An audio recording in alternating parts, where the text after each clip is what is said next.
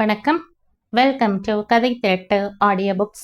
இந்த வீடியோவில் நம்ம என்ன கதை கேட்க போகிறோம்னா, துணை சிறுகதை. நம்ம சேனலை இது வரைக்கும் சப்ஸ்கிரைப் பண்ணாதவங்க சப்ஸ்கிரைப் பண்ணுங்க. பக்கத்தில் இருக்கிற பெல் ஐக்கானை கிளிக் பண்ணி ஆல்ங்கிற ஆப்ஷனை ப்ரெஸ் பண்ணுங்க.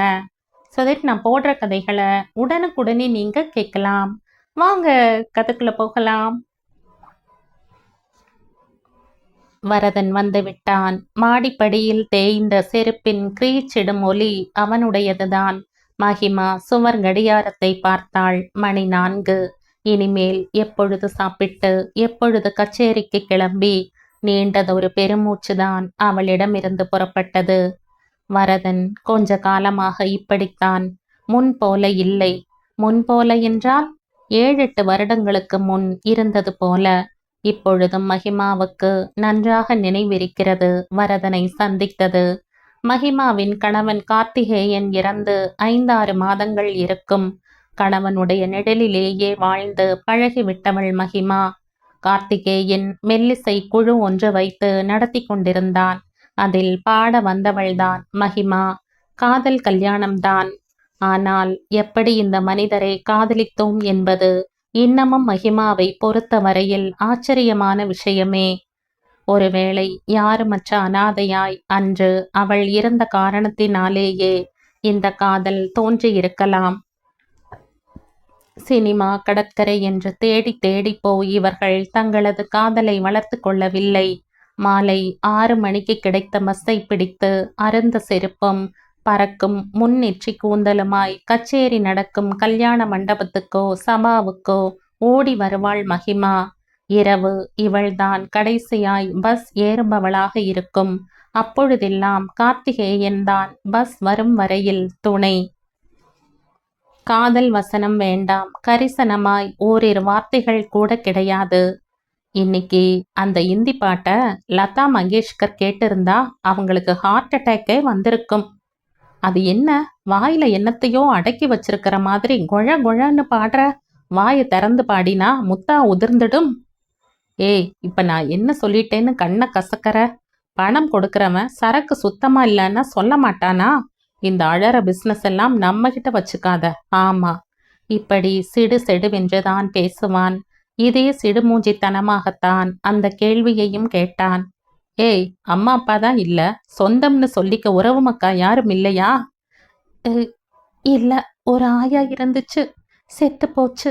ஏன் கேக்குறீங்க? உன்னை பொண்ணு கேட்கணும்னா எந்த மடையங்கிட்ட கேட்கறது?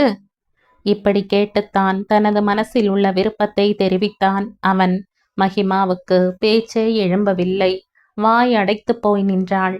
கார்த்திகேயன் இப்படி கேட்டும் உடனேயே மேளம் கொட்ட முடியவில்லை. குடும்பத்துக்கு ஒரே மகன், சாதி பிரச்சனை, வயதான பெற்றோர் இந்த கல்யாணத்துக்கு கொஞ்சம் கூட ஒத்துக்கொள்ளவில்லை. கடைசியில் அவன்தான் ஜெயித்தான். சுள்ளென எரிந்து விழுந்து கொண்டே அல்வாவும் மல்லிகை பூவும் வாங்கி வருவான். கண்ணே கனையே எல்லாம் கிடையாது, எப்போதும் ஏய் தான். ரொம்பவும் பிரியமாயிருந்தால் சனியன எரும மாட என்று அழைப்பான். அப்படியே இருந்திருக்கலாம். ஏனோ அவனது ஆயுள் ரேகை தீர்க்கமாயில்லை. திருமணமாகி 1.5 வருடங்களுக்குள்ளாகவே ஒரு நாள் இரவு கச்சேரி முடிந்து ஸ்கூட்டரில் வீடு திரும்பும்போது லாரி மோதி அந்த இடத்திலேயே இறந்தான். மகிமா ஏகப்பட்ட காயங்களுடன் மருத்துவமனையில் சேர்க்கப்பட்டு பிழைத்து கொண்டாள். கணவனைப் போல சொந்தமா இசைக்குழு வைத்து மேய்க்க சாமர்த்தியம் போதாது. அவனது பெற்றோர்களுக்கோ மகனின் அகால மரணத்துக்கே மருமகளின் ஜாதக விசேஷம்தான் காரணம் என்று சொல்லி அவளது முகத்திலேயே விழிக்க மறுத்தார்கள். கார்த்திகேயன் தான் மனைவி ஒழுங்காக பாடுவதில்லை என்று கரித்து கொட்டுவானே தவிர மகிமாவுக்கு நல்ல குரல் வளம் இருந்தது. மற்ற இசைக்குழுக்களில் பாடி இரவு தன்னந்தனியே வீடு திரும்பி பூட்டிய கதவை திறந்து ஆரிய சோற்றை தின்று அந்த நேரத்தில்தான் வரதன் அறிமுகமானான். கச்சேரி தவறாமல் வருவான்.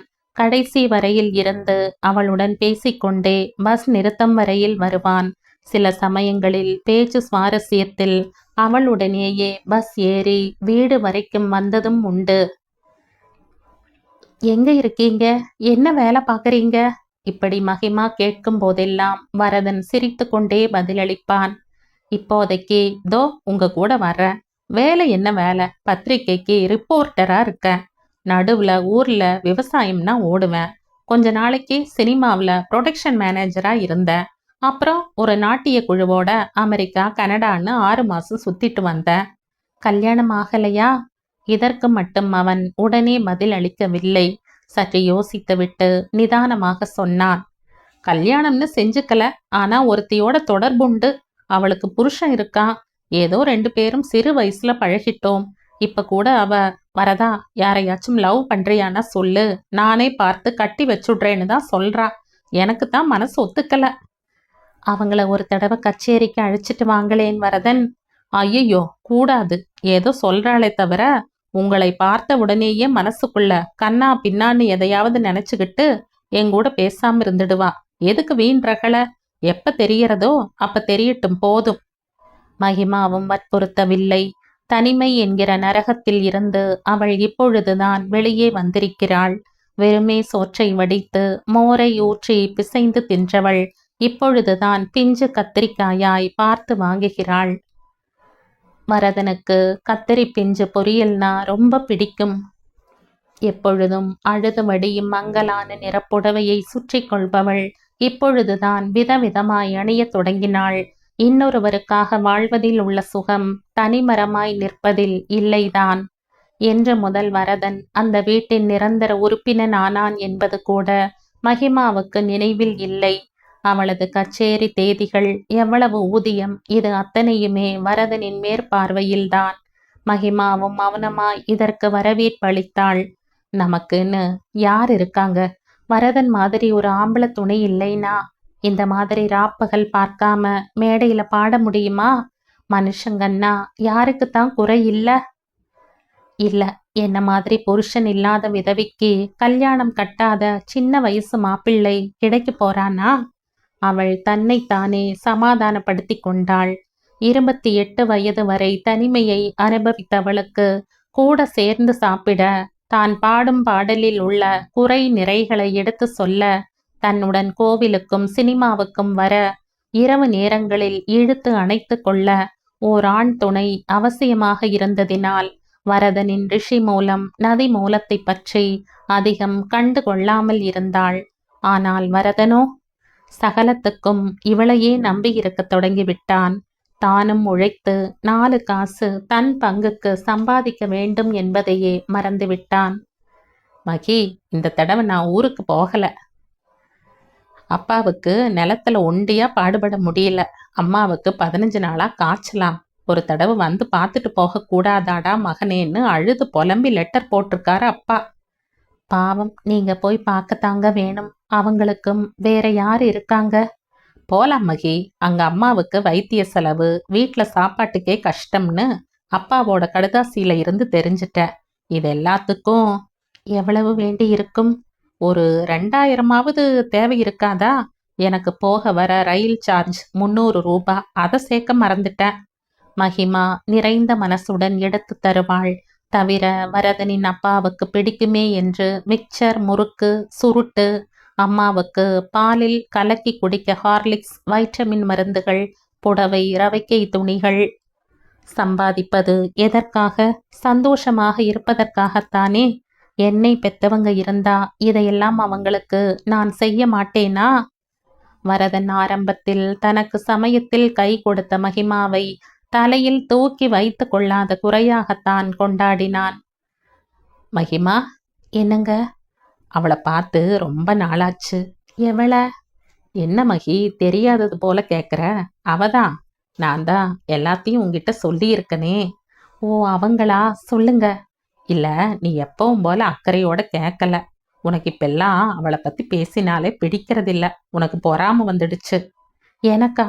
சீச்சி, என்ன பேசுறீங்க? இப்ப நான் வாழறதே அவங்களோட வாழ்க்கை தானே. சொல்லுங்க, நானே சொல்லணும்னு தான் நினைச்சுக்கிட்டு இருந்தேன். அவங்கள போய் பார்க்கவே இல்லையே நீங்க. அது தப்பில்லையா? போகணும்னு தான் நினைக்கிற மகி. ஆனா அவளுக்கு என் மேல நிறைய கோபம் இருக்கும். பேசவே மாட்டா. காட்டமா 2 வார்த்தை பேசிட்டா கூட பரவாயில்ல, பேசாம இருந்தே கொன்னுடுவா.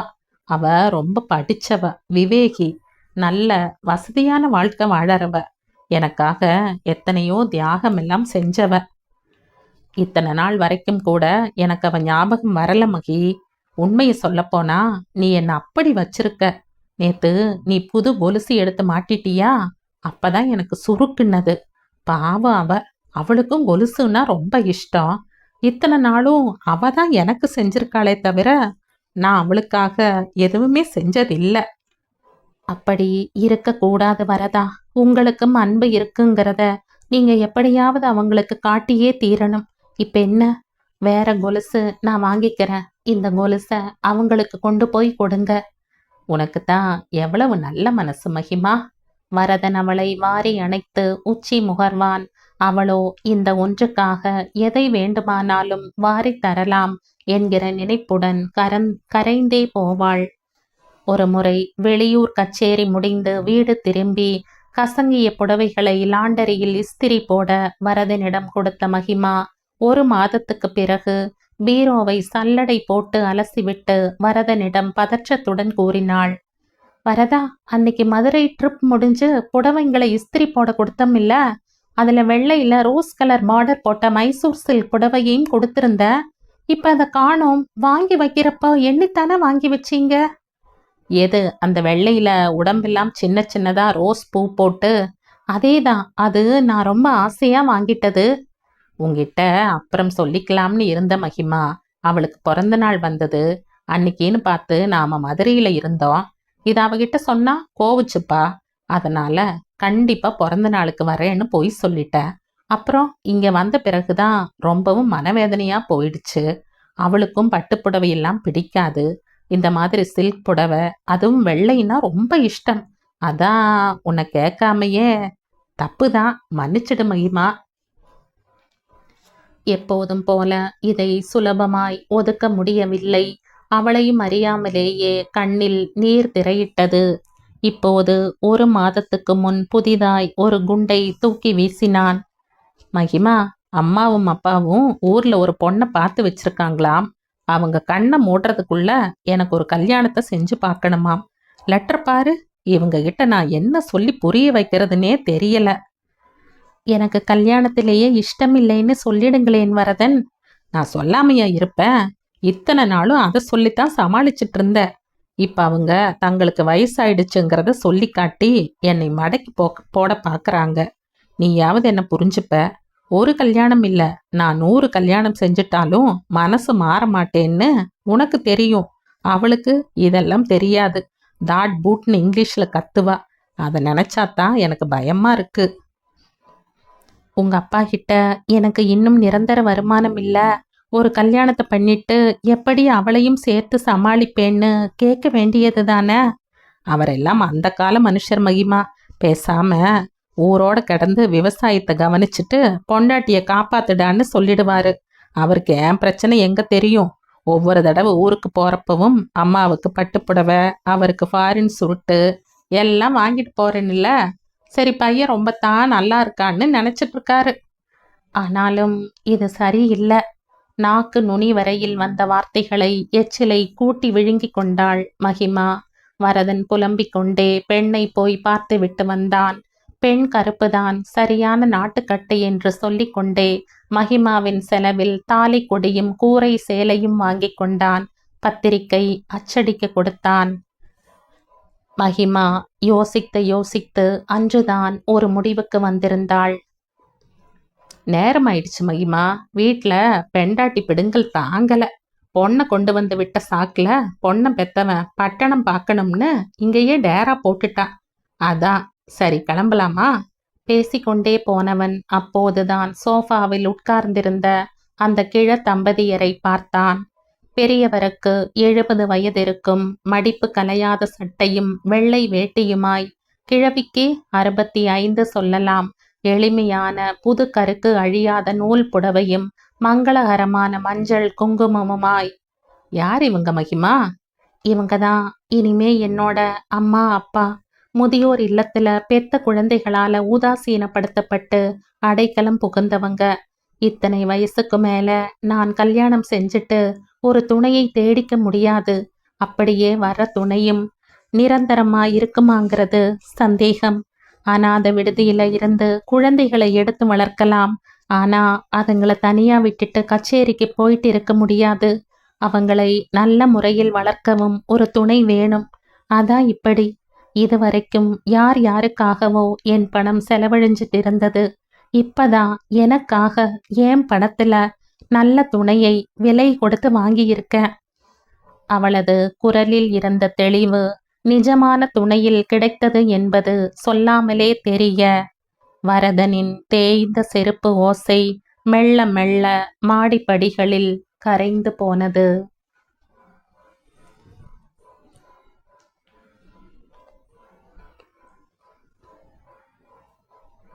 இதோடு இந்த கதை முடியுது. இந்த கதை உங்களுக்கு பிடிச்சிருந்தா லைக் பண்ணுங்க, ஷேர் பண்ணுங்க, சப்ஸ்கிரைப் பண்ணுங்க. மற்றும் ஒரு இன்ட்ரெஸ்டிங்கான கதையோட அடுத்த வீடியோல சந்திப்போம். பாய். தேங்க்யூ.